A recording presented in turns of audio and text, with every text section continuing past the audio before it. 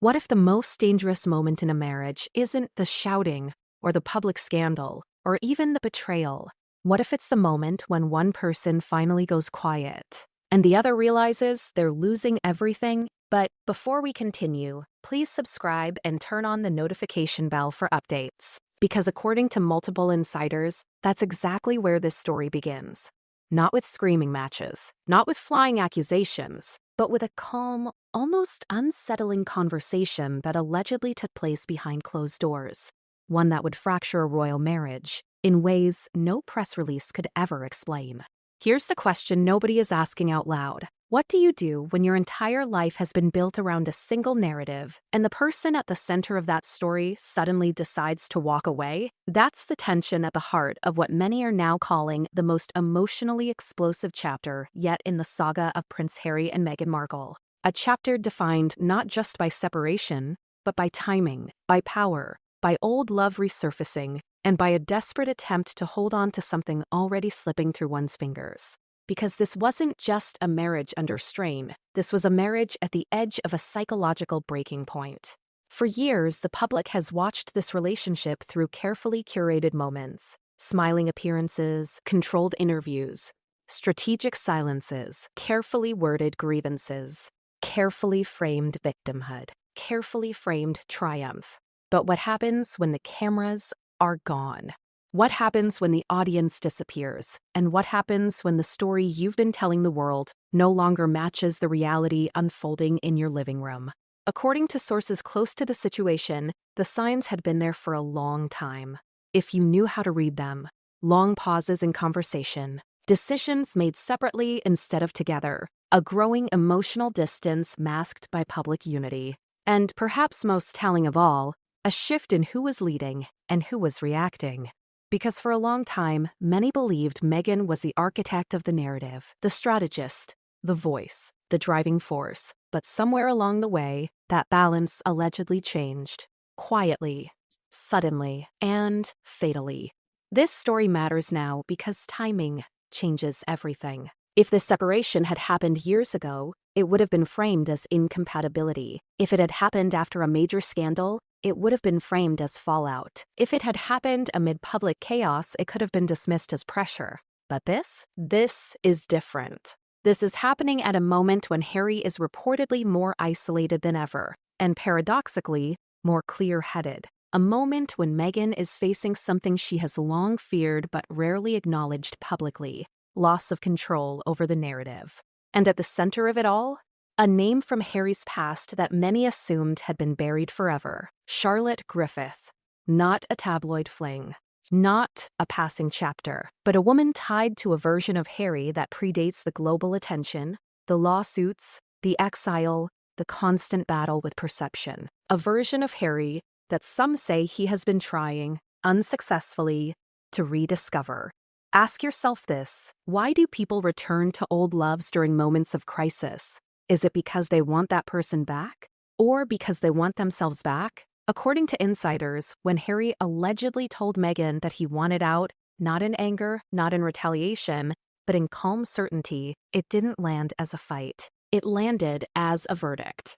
And that distinction matters, because anger can be negotiated. Certainty cannot. This is where the emotional core of this story begins to take shape, not as a simple tale of betrayal, but as a collision between two very different fears. On one side, a man allegedly exhausted by years of conflict, scrutiny, and identity erosion.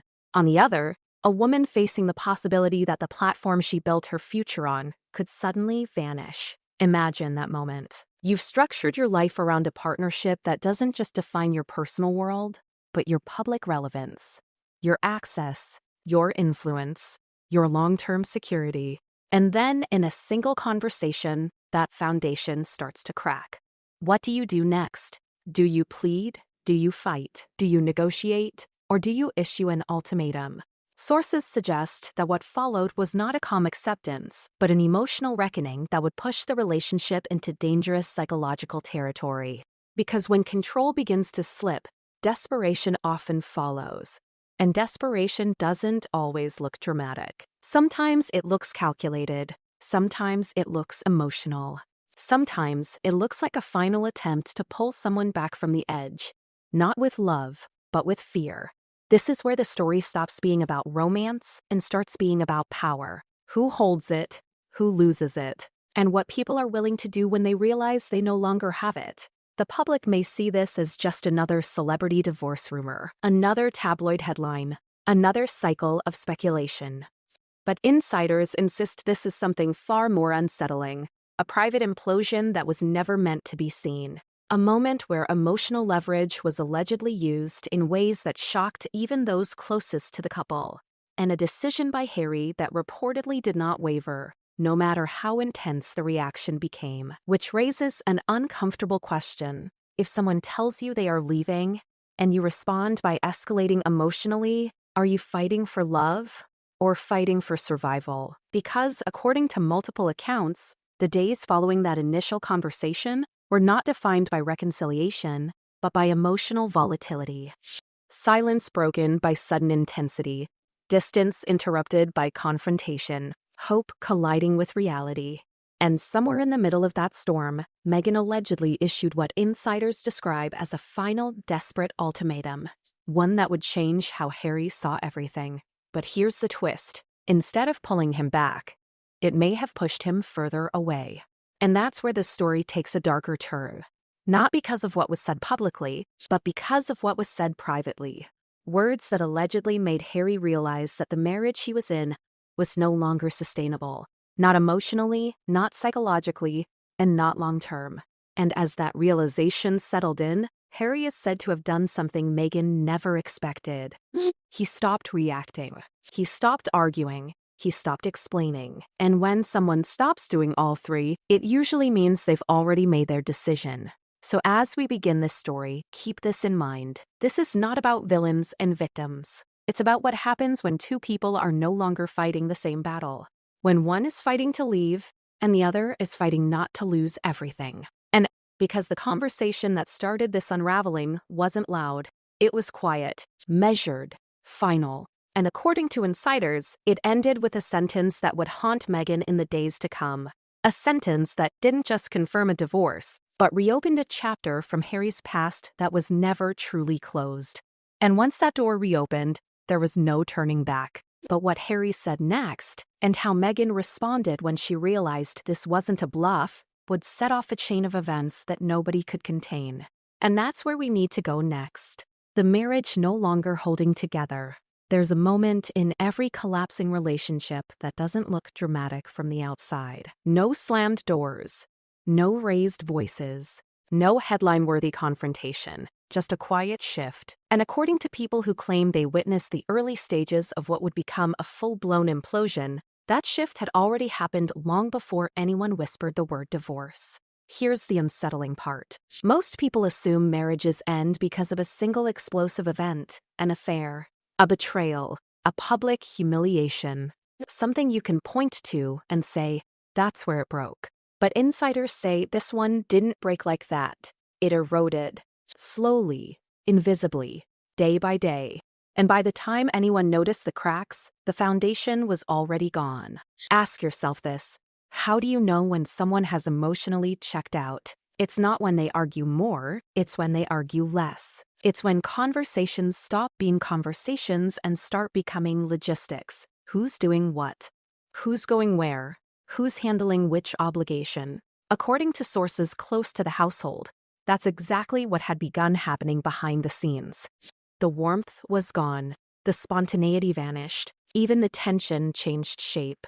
Because tension, fueled by passion, feels different than tension fueled by detachment. And this was detachment. Publicly, everything looked fine. Carefully fine.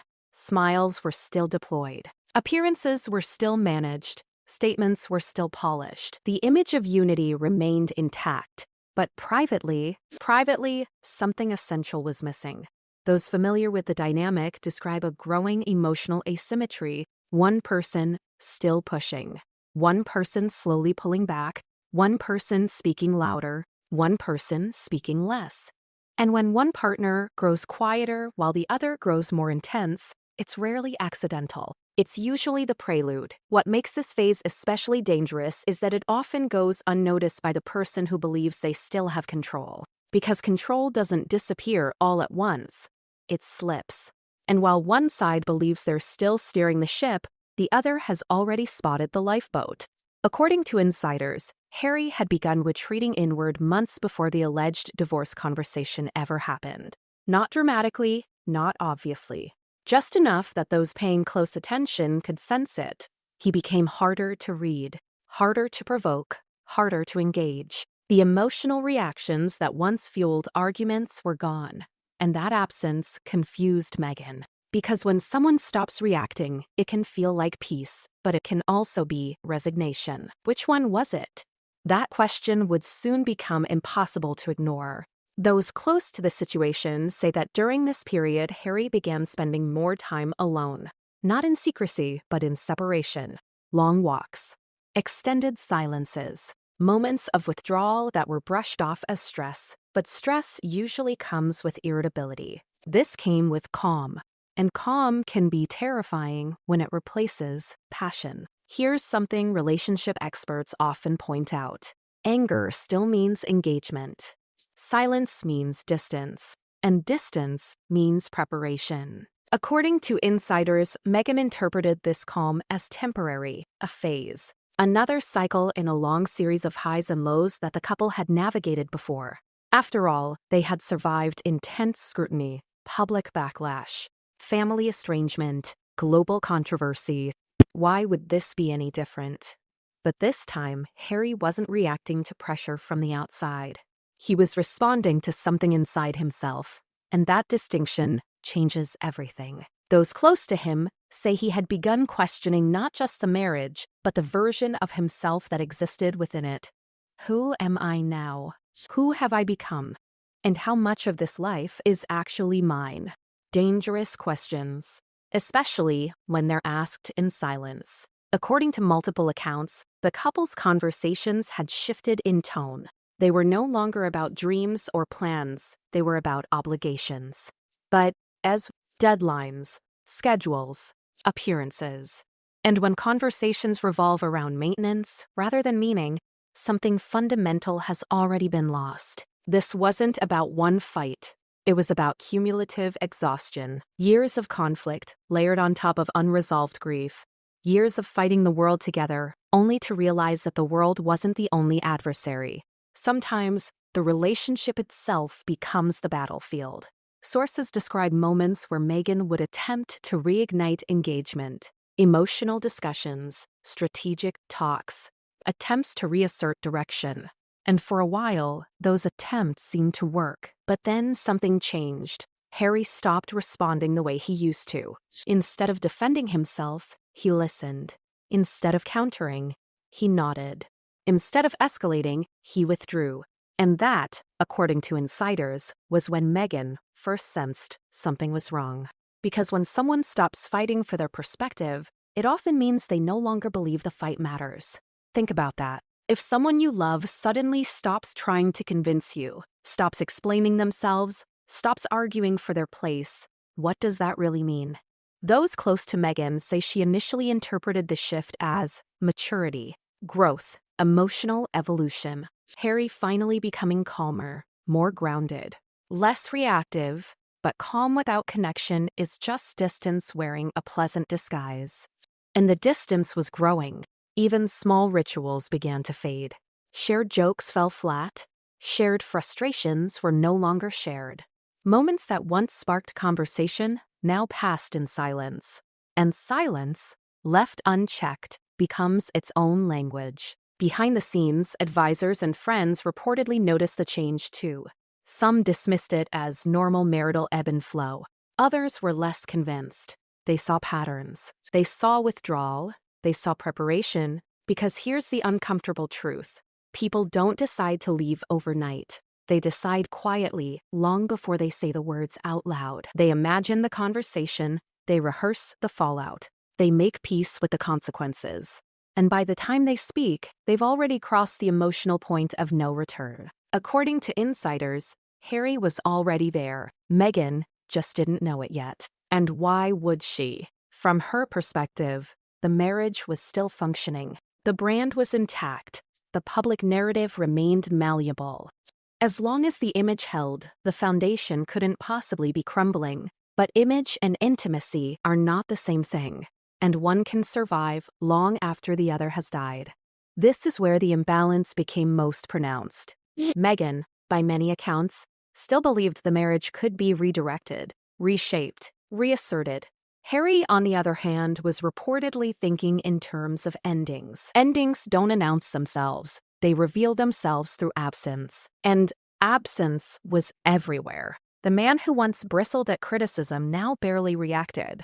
The man who once argued fiercely for his choices now shrugged. The man who once defended the marriage passionately now spoke about it neutrally. Neutrality is not peace. Neutrality is detachment. And detachment is lethal to relationships built on intensity. According to people familiar with the dynamic, Meghan grew increasingly unsettled by this emotional vacuum. She pushed harder. She spoke more. She tried to provoke reaction. Anything to confirm that the connection was still alive. Because even anger would have been preferable to indifference. But indifference is what she got. And indifference doesn't respond to pressure. It recedes. This was the stage where the marriage stopped feeling like a partnership and started feeling like a standoff. One person waiting for reassurance, the other waiting for the right moment. And that moment was coming. But before it arrived, there was one more shift, a subtle one, a shift that would later seem obvious in hindsight. Harry began speaking about the future differently, not in terms of we, but in terms of I. I need space. I need clarity. I need to figure things out. Those words may sound harmless, but they're rarely spoken casually in long-term marriages. They signal internal separation. And when one partner begins separating internally, the external separation is only a matter of time. According to insiders, Meghan heard those words and felt something snap into focus. This wasn't fatigue. This wasn't stress. This wasn't another phase. This was withdrawal. And withdrawal has a destination. What she didn't know yet was how far Harry had already traveled mentally, or that he had already revisited parts of his past she believed were long closed. Because while Meghan was still trying to pull the marriage back together, Harry was already standing at the edge of a decision he would soon articulate calmly, clearly, and without emotion. A decision that would shock Meghan not because it was cruel, but because it was final. And the conversation where that decision would finally be spoken wasn't triggered by a fight. It wasn't sparked by betrayal. It came after a period of eerie calm.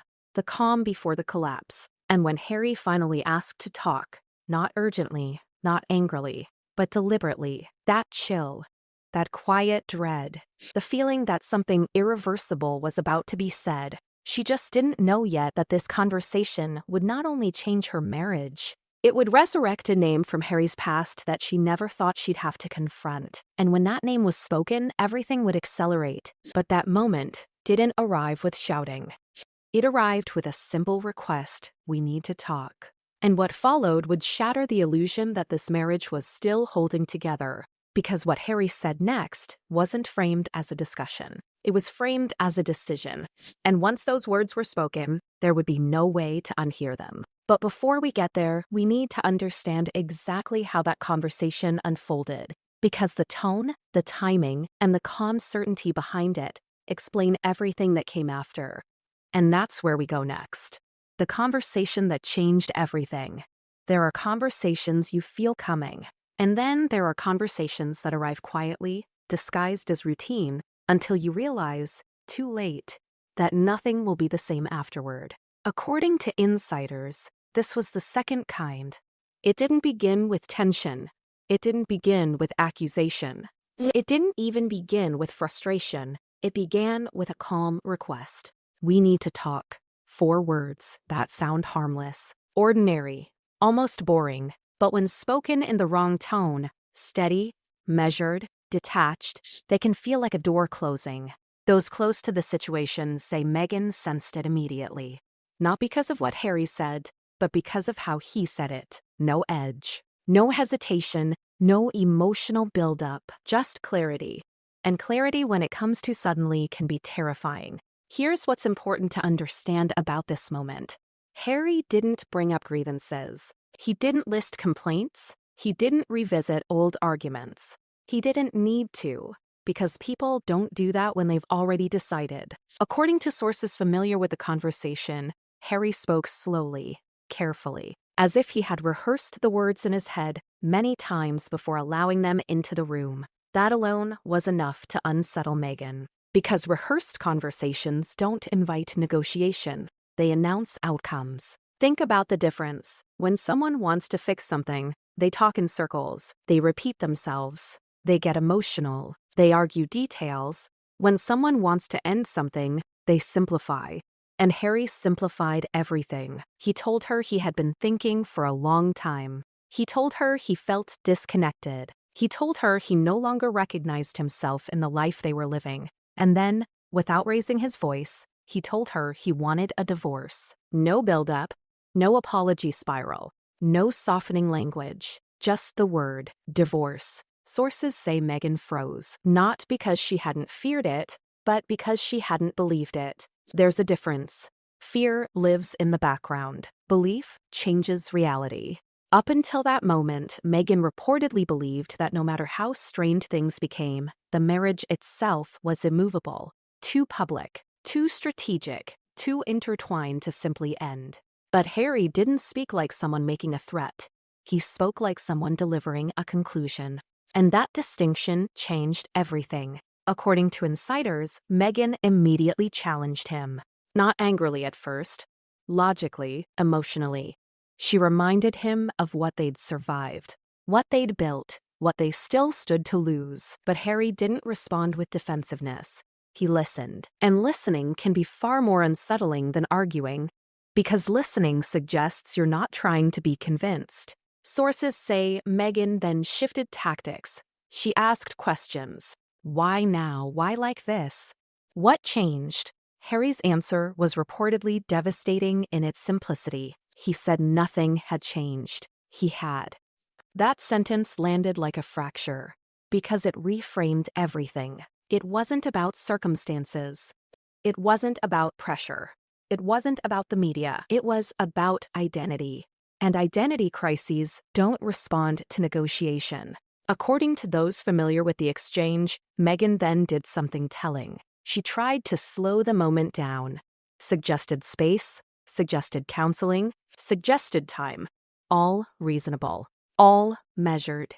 But Harry declined. Not harshly, not dismissively, just firmly. He said he didn't want space to think.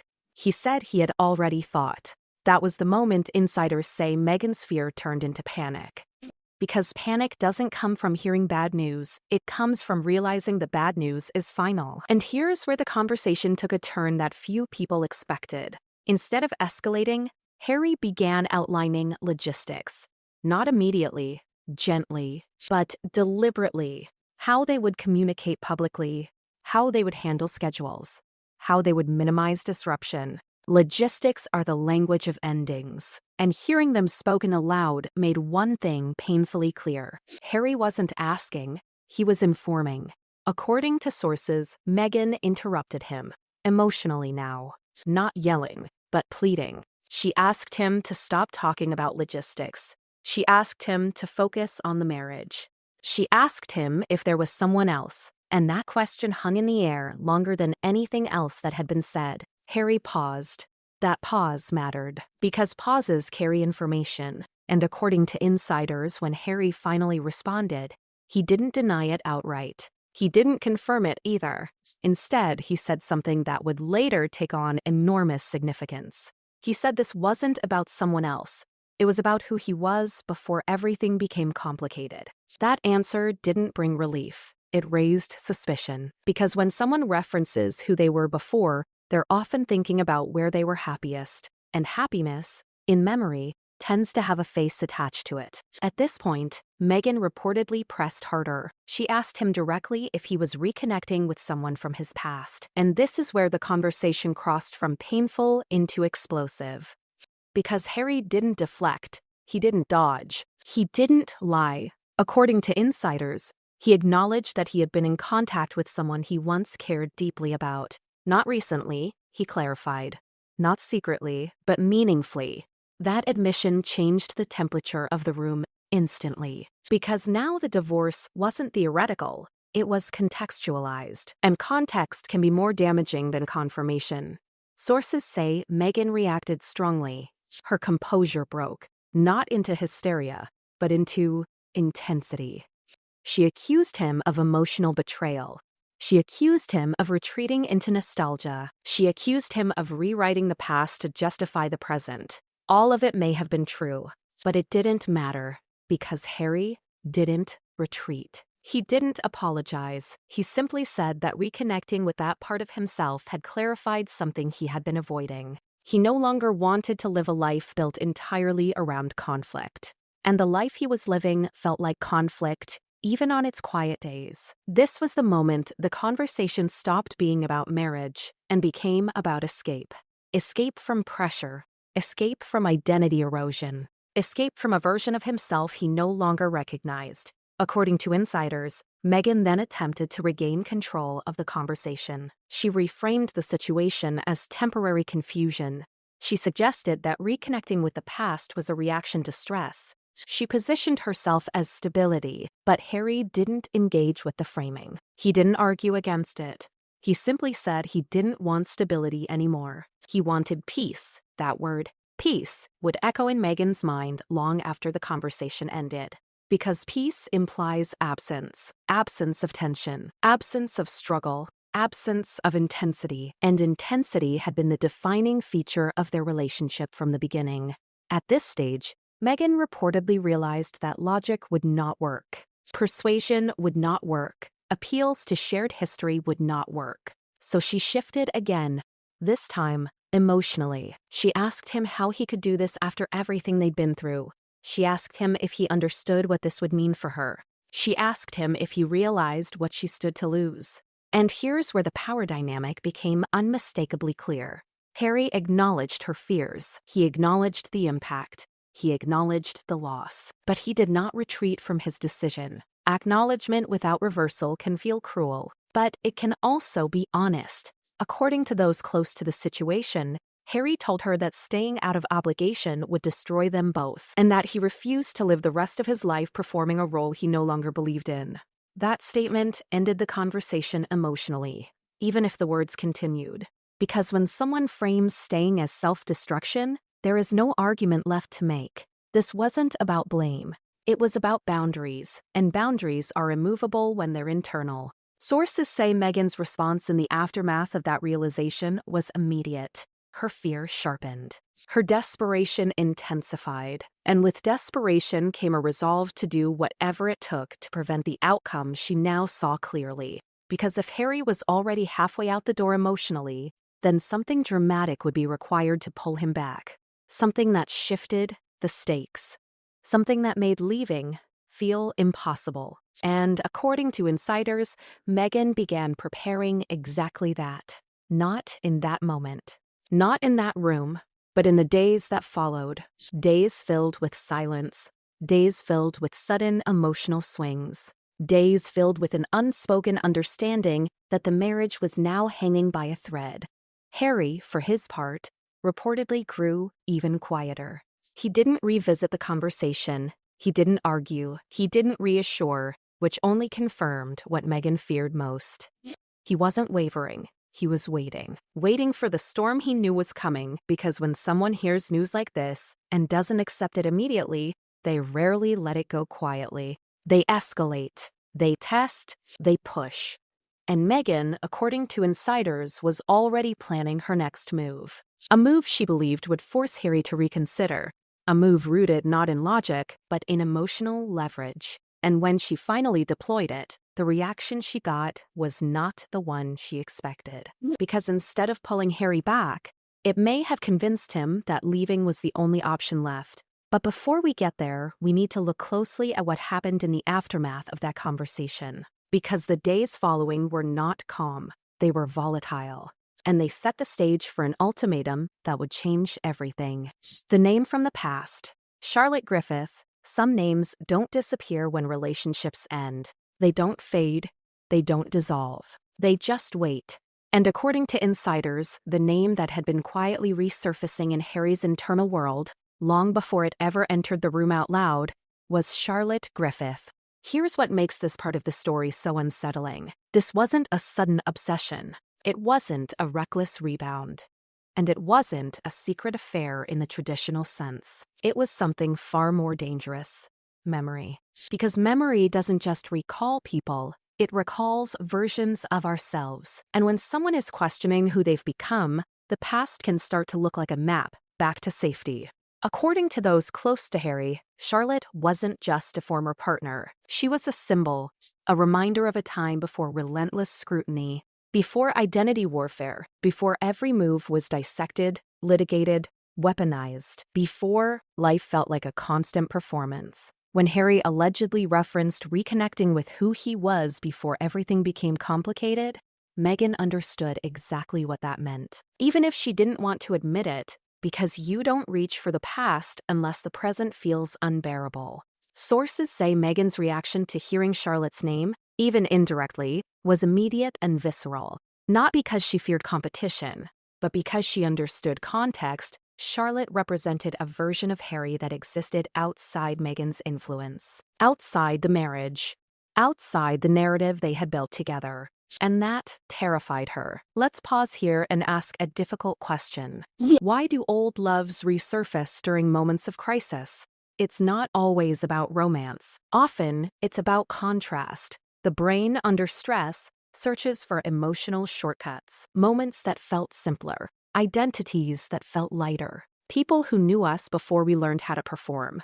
According to insiders, Charlotte had known Harry during a period when he wasn't trying to prove anything. He wasn't fighting institutions. He wasn't defending narratives. He wasn't constantly bracing for impact. He was just himself. And when someone has spent years feeling like they're living inside a pressure cooker, that memory becomes intoxicating. But here's where this story becomes especially complicated. Harry didn't reach out to Charlotte to start something new. He reached out, sources say, to remember something old. Conversations that weren't strategic, messages that weren't monitored, interactions that didn't revolve around optics, just normal human connection. And normal, after chaos, can feel revolutionary. According to those familiar with the situation, Meghan sensed this shift before Charlotte's name was ever mentioned. She felt it in Harry's demeanor, the way he listened differently, the way he withdrew emotionally, the way he seemed grounded in a way she hadn't seen in years. And that grounding didn't come from therapy.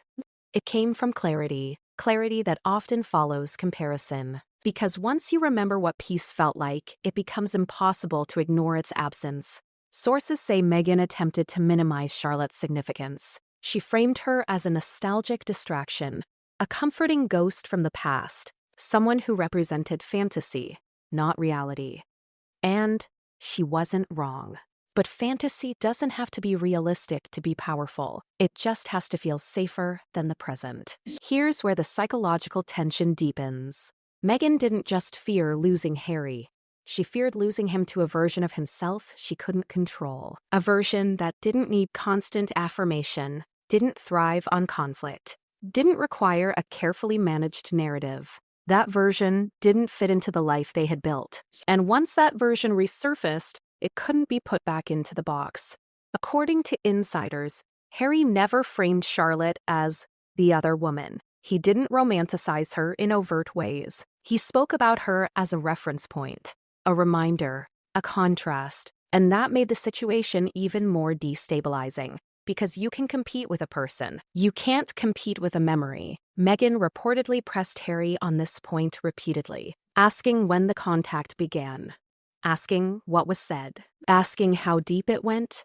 But Harry's answers remained consistent. There was no secret relationship, no clandestine planning, no betrayal in the traditional sense, just conversations that reminded him of a self he missed. And that, paradoxically, was more threatening than an affair. Because affairs can be framed as weakness, this was framed as awakening. Sources say Meghan struggled with this framing intensely. She attempted to reassert the narrative. positioning herself as the one who had stood by Harry through his darkest moments, the one who had fought alongside him, the one who had sacrificed everything. And those points were valid. But they weren't persuasive, because Harry wasn't questioning loyalty. He was questioning sustainability. This is where the dynamic shifted decisively. For the first time, Meghan wasn't competing against external forces. She was competing against Harry's internal compass. And internal compasses don't bend easily. According to people close to the situation, Charlotte's reappearance, even as a concept, forced Meghan to confront something she had long avoided. That Harry's dissatisfaction wasn't circumstantial, it was existential. He wasn't unhappy because of the media. He wasn't unhappy because of family conflict. He was unhappy because the life he was living no longer felt like his own. And Charlotte symbolized an alternative, not necessarily a future together, but a future that felt quieter, less combative, less performative. This realization reportedly intensified Meghan's anxiety dramatically, because if Harry was leaving due to external pressure, she could help manage it.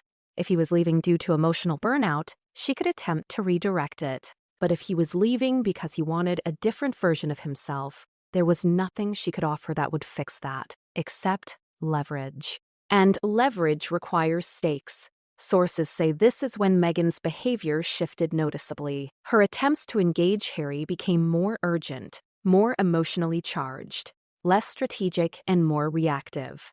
Because the fear had crystallized. She wasn't just losing her husband, she was losing the future she had constructed around him. And when people feel that level of loss approaching, they don't negotiate gently, they escalate. They test boundaries, they force moments. According to insiders, Harry noticed the shift immediately. The emotional intensity increased, the conversations grew heavier, the atmosphere thickened, and the calm he had cultivated began to fracture under pressure. But instead of responding with emotion, Harry responded with distance, which only fueled the cycle. Because when one person escalates and the other retreats, the gap becomes unbearable. Meghan reportedly accused Harry of idealizing the past, of rewriting history to escape responsibility, of chasing a fantasy because reality felt hard. And Harry didn't deny that memory was selective. But he didn't reject it either. He simply said that whatever flaws the past had, it hadn't felt like war. That sentence reportedly cut deeper than any accusation, because it reframed the marriage not as flawed but as combative. And no one wants to be told their relationship feels like a battlefield. At this point, the tension between them was no longer about Charlotte as a person. It was about what she represented. An exit, a contrast, a reminder that life could feel different.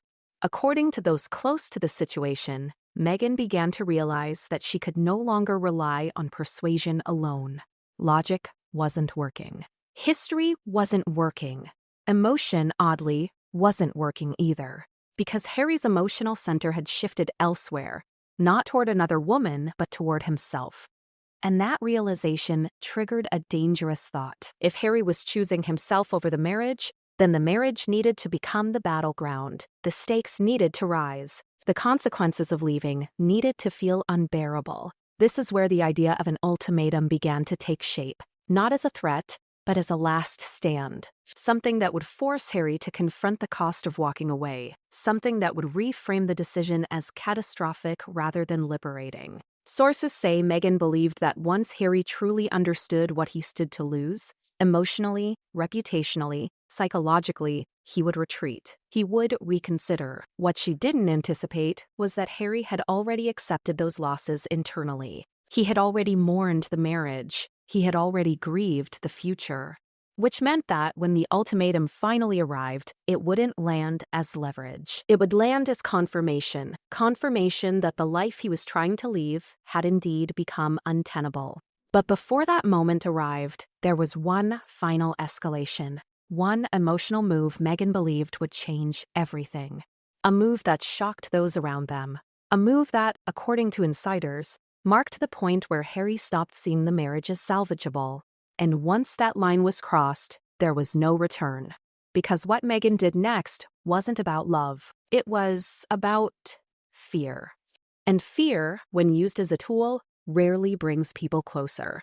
It pushes them away. And when Harry saw that fear up close, he didn't feel compelled to stay. He felt compelled to leave. But to understand why, we need to look closely at the days leading up to that moment. Days when tension turned into volatility. Days when silence turned into confrontation. Days when Meghan decided that if she couldn't pull Harry back with connection, she would pull him back with consequence. And that's where this story takes its darkest turn yet. Meghan's emotional spiral behind closed doors. There's a point in every unraveling situation where fear stops whispering and starts shouting. According to insiders, this was that point. Because once Charlotte's name, even as an idea, entered the emotional space between Harry and Meghan, everything accelerated. The tension didn't just rise, it sharpened. And what followed wasn't chaos in the traditional sense. It was volatility wrapped in control. Here's the thing most people misunderstand about emotional spirals. They don't always look like breakdowns. They don't always look like tears or shouting. Sometimes they look like precision, calculated intensity, strategic emotion, carefully chosen moments of vulnerability. Sources say Meghan's behavior in the days following the conversation with Harry became noticeably more unpredictable, not erratic but reactive in waves. One moment, calm and composed, the next, deeply emotional, then suddenly distant, then suddenly urgent again. This emotional whiplash wasn't accidental. It was instinctive. Because when someone realizes they're losing control over the future they've planned, their mind searches for leverage. Anything that will restore balance. Anything that will slow the outcome. Anything that will force the other person to stop, look, and reconsider. According to those close to the situation, Meghan wasn't spiraling because she didn't understand what was happening. She spiraled because she understood it too well. Harry wasn't bluffing. He wasn't testing boundaries. He wasn't posturing for negotiation. He had already left emotionally. And she felt it. That realization is destabilizing in a way few people ever experience. Because it's one thing to argue with someone who's still emotionally invested. It's another to face someone who is calm, resolved, and unmoved by escalation. Calm becomes threatening when it doesn't respond to pressure. And Meghan reportedly tried everything to provoke a response. Long emotional conversations late at night. Sudden confrontations during quiet moments. Attempts to pull Harry back into intensity, anything to confirm that the connection still existed. But Harry didn't take the bait.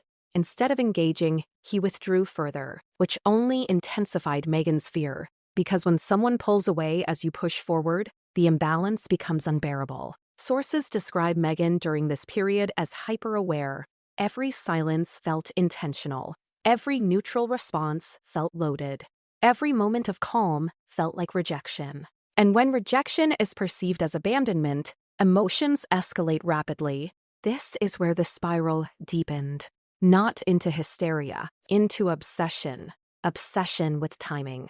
Obsession with meaning. Obsession with control. According to insiders, Meghan began replaying conversations repeatedly, searching for signs she had missed. Had she pushed too hard? Had she trusted too much? Had she underestimated how far Harry had drifted? And beneath all of those questions sat one terrifying truth. She no longer knew how to reach him. Because the strategies that had once worked, emotional appeals, shared narratives, joint opposition, no longer landed. Harry wasn't fighting back. He wasn't defending himself. He wasn't engaging in the emotional dance they had perfected over years. He was disengaging. And disengagement feels like disappearance. This is where Meghan's emotional state reportedly shifted from anxious to urgent. Urgency changes behavior. It compresses time. It makes every moment feel like the last chance. Sources say Meghan began treating each interaction with Harry as potentially decisive. Every conversation mattered. Every response mattered. Every moment was loaded with consequence. That kind of pressure is exhausting for everyone involved. And it didn't bring Harry closer, it pushed him further away. Those close to the situation describe Harry during this period as increasingly withdrawn, but also increasingly firm. He didn't waver. He didn't retract anything he'd said. He didn't offer reassurance, and that silence spoke louder than any argument. Because reassurance would have implied doubt, and there was none. According to insiders, Meghan's emotional reactions became more intense as that realization set in. She oscillated between vulnerability and confrontation, between self-reflection and accusation, between calm and desperation. This wasn't manipulation in a calculated sense. It was panic. Panic born from the fear of losing everything at once. The marriage, the future, the narrative, the relevance. Because for Meghan, the stakes weren't just personal. They were existential. This wasn't just about love. It was about identity. Who was she without this marriage? Who was she without the platform it provided? Who was she without access to the world that came with it? Those questions, according to insiders, haunted her relentlessly. And when identity feels threatened, people don't behave predictably. They behave defensively. They protect. They fight. Sources say Meghan began expressing her fear more openly during this period. Not to the public, but privately. She spoke about the consequences of divorce, the scrutiny, the judgment, the loss. She framed the situation not just as a personal heartbreak, but as a catastrophe, a collapse, an implosion that would damage both of them. And in doing so, she tried to make the cost of leaving feel unbearable. But here's the contradiction. Harry had already accepted that cost. He had already processed the fallout internally, which meant that hearing it articulated didn't scare him. It confirmed his fears about the dynamic, that the marriage had become a place of pressure rather than peace. According to those close to Harry, this period solidified something in his mind, that the relationship no longer felt safe. Not physically, emotionally. Safe relationships allow space. They allow distance without punishment. They allow clarity without escalation. And what Harry was experiencing felt like the opposite, which only reinforced his resolve to leave. Meghan, sensing that her emotional appeals weren't working, reportedly escalated again. This time, not through anger, through vulnerability. She spoke about loneliness, about isolation, about fear. She positioned herself as someone at the edge of losing everything. And vulnerability can be powerful, but only if the other person feels responsible for your emotional stability. Harry, according to insiders, did not. Not anymore. Because at some point, responsibility had turned into burden. And burden doesn't inspire devotion. It inspires escape. This was the turning point. The moment when Meghan realized that appealing to Harry's empathy wasn't enough. Because empathy doesn't override clarity. And clarity was what Harry had. According to those familiar with the situation, Meghan's emotional spiral intensified precisely because it wasn't working. Nothing was working. Not logic. Not emotion. Not history. Not fear. Which left only one option: raising the stakes. If Harry couldn't be persuaded to stay, then leaving needed to feel dangerous. Not physically, emotionally, psychologically, reputationally. Sources say this is when Meghan began contemplating a final move, something drastic enough to force Harry to stop, to hesitate, to reconsider. Not because he wanted to, but because he felt he had to. This wasn't about winning an argument. It was about preventing an outcome. Any outcome. And that's when the idea of an ultimatum fully formed. Not as a threat, shouted in anger, but as a carefully delivered emotional line in the sand. Stay, or face consequences neither of us can survive. Meghan reportedly believed this would work, because ultimatums change the frame. They transform decisions into moral dilemmas. They force people to choose between outcomes, not desires. What she didn't realize was that Harry had already chosen. He just hadn't been forced to say it out loud again. And when that ultimatum finally came, when Meghan finally put everything on the table, Harry didn't react the way she expected. He didn't panic. He didn't argue. He didn't retreat. He grew even calmer. And calm, in that moment, was devastating. Because it meant the ultimatum hadn't raised the stakes. It had revealed them.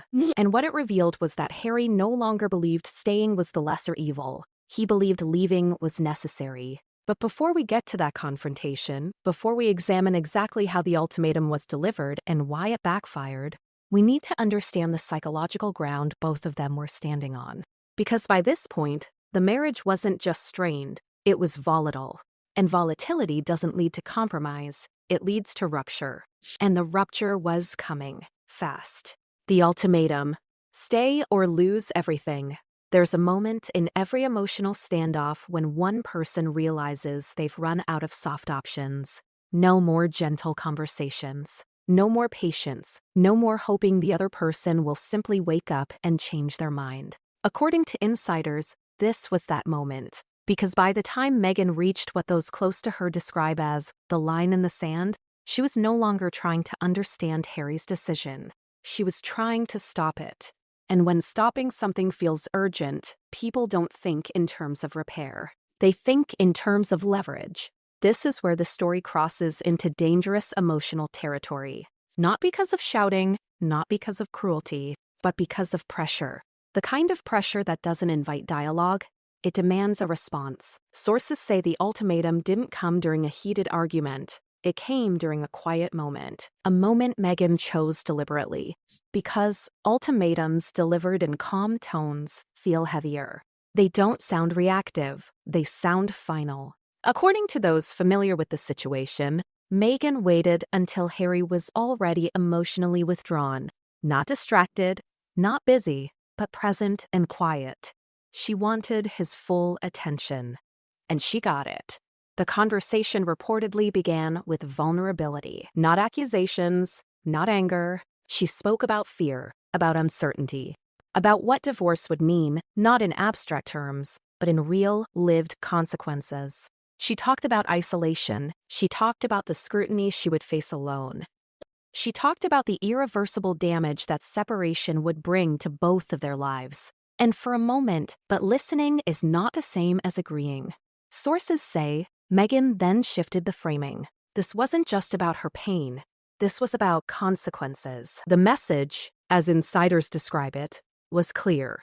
If you leave, nothing stays intact. Not the family image, not the public narrative, not the future plans, not the stability. It was a warning, but not delivered as a threat.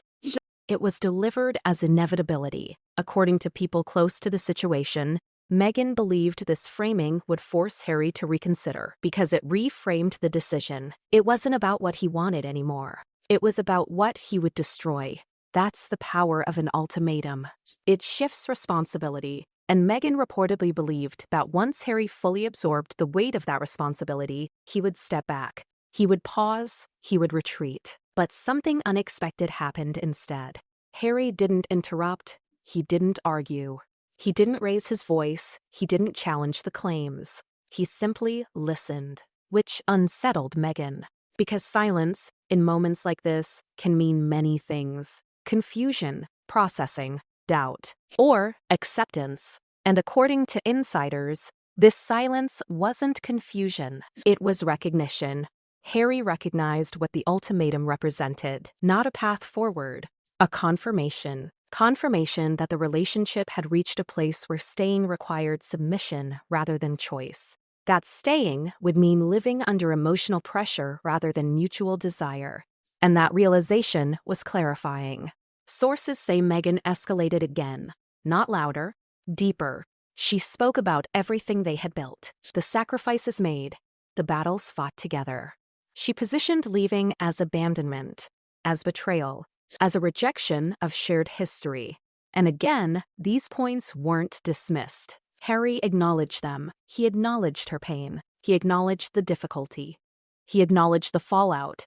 But acknowledgement is not surrender.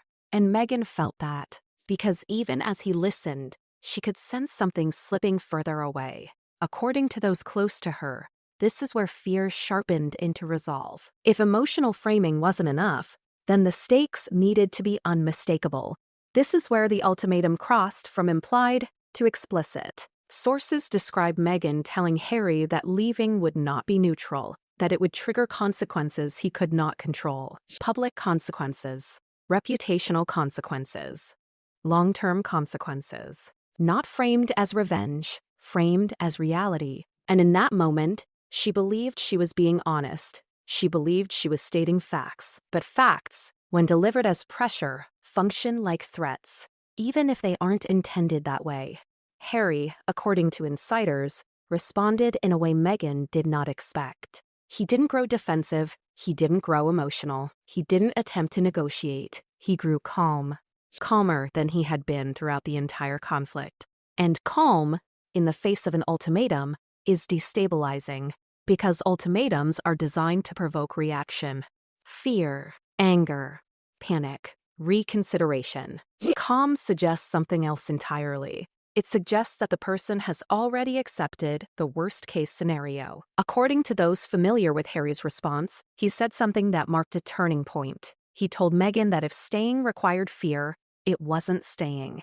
It was captivity. That sentence reportedly landed like a rupture, because it reframed the entire dynamic. What Meghan saw as urgency, Harry saw as pressure. What Meghan saw as consequence, Harry saw as control. And once someone interprets an ultimatum that way, the relationship fundamentally changes. Sources say Meghan immediately tried to soften her words. She clarified. She reframed. She insisted she wasn't trying to threaten him, only to make him understand the gravity of the decision. But the damage was already done. Because in moments like this, perception matters more than intent. And Harry's perception had crystallized. This was no longer a marriage built on mutual choice. It was a marriage held together by fear of fallout. And that, according to those close to him, confirmed his deepest concern, that the relationship had become something he needed to escape, not repair. Here's the cruel irony. Meghan believed the ultimatum would anchor Harry. Instead, it unmoored him. Because once he accepted that leaving would be painful no matter what, the fear lost its power. If everything was going to collapse anyway, why stay in a place that felt emotionally unsafe? According to insiders, Harry told Meghan that he understood her fear, but he could not stay because of it. That sentence ended the marriage in all but name. Because when someone refuses to be motivated by fear, there is no leverage left. And Meghan felt it. Sources say her reaction wasn't immediate anger. It was shock. Shock that the ultimatum hadn't worked. Shock that the stakes she believed were overwhelming had been absorbed without hesitation. Shock that Harry was still standing there, calm, composed, resolved. And in that moment, something shifted irreversibly. Meghan reportedly realized that the power she believed she still had was gone. He didn't list complaints. He didn't revisit old arguments. He didn't need to, because people don't do that when they've already decided. According to sources familiar with the conversation, Harry spoke slowly, carefully, as if he had rehearsed the words in his head many times before allowing them into the room. That alone was enough to unsettle Meghan. Because rehearsed conversations don't invite negotiation, they announce outcomes. Think about the difference. When someone wants to fix something, they talk in circles, they repeat themselves, they get emotional, they argue details. When someone wants to end something, they simplify. And Harry simplified everything. He told her he had been thinking for a long time. He told her he felt disconnected. He told her he no longer recognized himself in the life they were living. And then, without raising his voice, he told her he wanted a divorce. No build-up, no apology spiral, no softening language, just the word, divorce. Sources say Meghan froze, not because she hadn't feared it, but because she hadn't believed it. There's a difference. Fear lives in the background. Belief changes reality. Up until that moment, Meghan reportedly believed that no matter how strained things became, the marriage itself was immovable, too public, too strategic, too intertwined to simply end. But Harry didn't speak like someone making a threat. He spoke like someone delivering a conclusion. And that distinction changed everything. According to insiders, Meghan immediately challenged him. Not angrily at first, logically, emotionally. She reminded him of what they'd survived, what they'd built, what they still stood to lose. But Harry didn't respond with defensiveness. He listened. And listening can be far more unsettling than arguing, because listening suggests you're not trying to be convinced. Sources say Meghan then shifted tactics. She asked questions. Why now? Why like this? What changed? Harry's answer was reportedly devastating in its simplicity. He said nothing had changed. He had. That sentence landed like a fracture, because it reframed everything. It wasn't about circumstances. It wasn't about pressure. It wasn't about the media. It was about identity. And identity crises don't respond to negotiation. According to those familiar with the exchange, Meghan then did something telling. She tried to slow the moment down, suggested space, suggested counseling, suggested time. All reasonable, all measured. But Harry declined. Not harshly, not dismissively, just firmly. He said he didn't want space to think. He said he had already thought. That was the moment insiders say Meghan